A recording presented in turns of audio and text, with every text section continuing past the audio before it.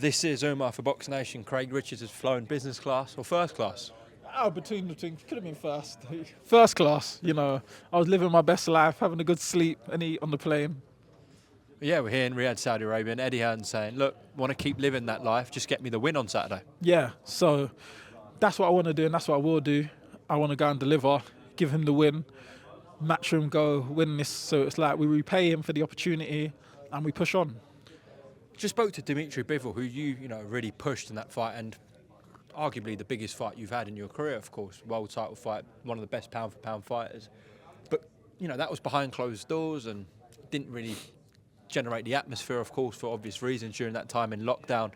With this occasion here, even though you're fighting a guy on the rise, does this feel like a little bit bigger because of the whole Queensbury Matchroom thing? I say the event is bigger, but obviously the fighter isn't bigger than Dimitri Bivol. He's one of the best pound for pounds, and you know that these sort of guys are dangerous. So you have to be very switched on. Every fight you got to be very switched on, but you know how good Dimitri Bivol is, and I know he's a dangerous fighter. Obviously, it didn't show with the scorecards being closed, 114, 115, 113, 115. Obviously, I made a good account and obviously box well, but that's not my aim in boxing. My aim in boxing is to win the world title. So that was a great experience, and I think like everything is part of your journey. So now this occasion's a bigger occasion in terms of the show, which I'll take this experience in when I'm moving forward. And then obviously when I see if it's Dimitri Bivol on the rebound, I'll just take all the experiences I've learned since the last time I saw him and put it into play, and all the mistakes I'm obviously made to come up short the last time for the next time round. Yeah, as I said, I just spoke to him and he said, look, I'm really backing him to do the business this Saturday. And, I can tell he respects you and likes you. I know you shared a ring with him, but to hear that from, one of the greatest in our sport must be a good thing. Yeah, it is. I think there's a lot of mutual respect between me and Dimitri Bivol. I think good fighters recognise good fighters, and you go in there with someone 12 rounds is a long time, so you're seeing their weaknesses and strengths, and at the end of it, when you've got to give each other the nod like, yeah, you're good and you're good too, it's always going to be respect. It's a man-to-man sport, and it's not personal. It just is what it is. Craig, of course, you've been based in Essex for a long time with Tony Sims, and it's a big change, what you've done. I think the last fight, I was only 7 weeks before the fight, I was at the gym. So it was like, I've got this fight, making a lot of changes, new team, new environment, so 7 weeks to go. Well, I only got 2 weeks notice of the fight, but it was like all new. It was like, how does it work? How am I going to feel in the corner? How is it, my relationship, taking information from a new trainer, etc.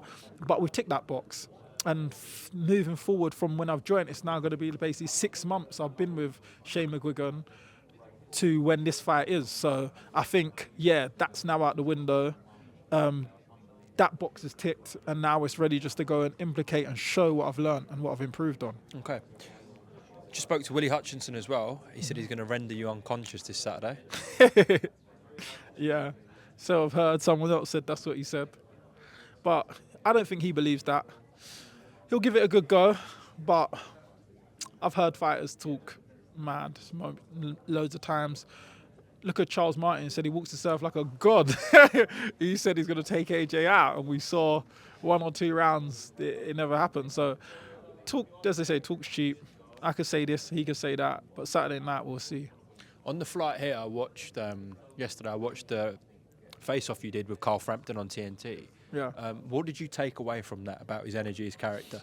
Like what I said on there, like I can pick up when people are trying to be doing too much to show confidence. It shows there's an insecurity within themselves and an unconfidence. You're doing too much. Just relax, just be yourself. I don't think he's really the guy he's trying to be. Like you could see the way he was tripping over his words and contradicting himself and saying one thing, changing his mind, is because he's not relaxed. Like if he were just thinking about what he was saying and relaxing, I don't think he'd have been making so much errors and mistakes, and it just shows me the unsurety of himself. I asked him a couple of times. He's still adamant, though, that he's never seen you box.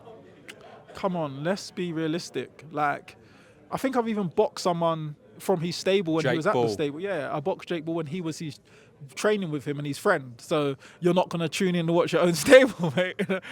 Come on. But this is what I'm saying. He's doing too much. Like, he's pretending and lying and doing so much for what reason? Like, just be confident and just say, oh yeah, like, because personally, I'm not, all jokes aside, I never watched Willy Hutchinson before I was meant to fight him. But once they said, "Oh, you're fighting Willy Hutchinson," I then obviously went back on YouTube and looked at how he fights and who he's fought. What does he do well, Willy? He's a decent boxer. He's a good boxer. It's just hard to say because obviously it's easier to do things when you got lesser opponents. And we've only seen him really in one big domestic fight, which was Lennox Clark, and he was doing well in that fight also. Then until he got knocked out, but he was doing well up to the point of that round really. So I can't really make too much of him. I've seen certain things he does. Okay, cool. We'll see when I fight him Saturday night what he possesses. Do you believe you knock him out? Yeah, I do. I generally do believe so. As I said to him in the face-off, he said to me, Lennox Clark can't punch. He said he's only got 3 knockouts, but he knocked him out. And I said, well, he's the weight below who can't punch, and everybody knows I can punch at light heavyweight. So if you're getting knocked out by a guy who can't punch, then why would I not believe I can knock you out? Is it a straight right down the pipe? Is it a left hook? What is it? We'll see. Whatever presents itself.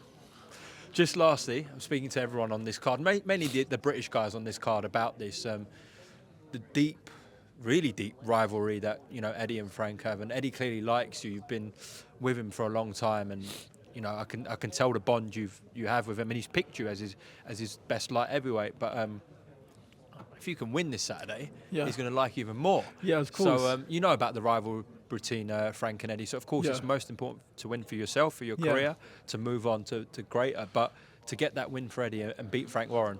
I think it's a situation where getting the win, because he's put me on this opportunity and he's put me on this platform, which he wasn't obligated to. He wasn't obligated in a contract to say, all right, Craig has to be in a 5 vs 5. Or and he's Craig got Callum Smith. He's got Callum Smith. He's got guys in America. He's got loads of fighters at light heavyweight. So the fact of the matter is, he's put me on this and given me this opportunity.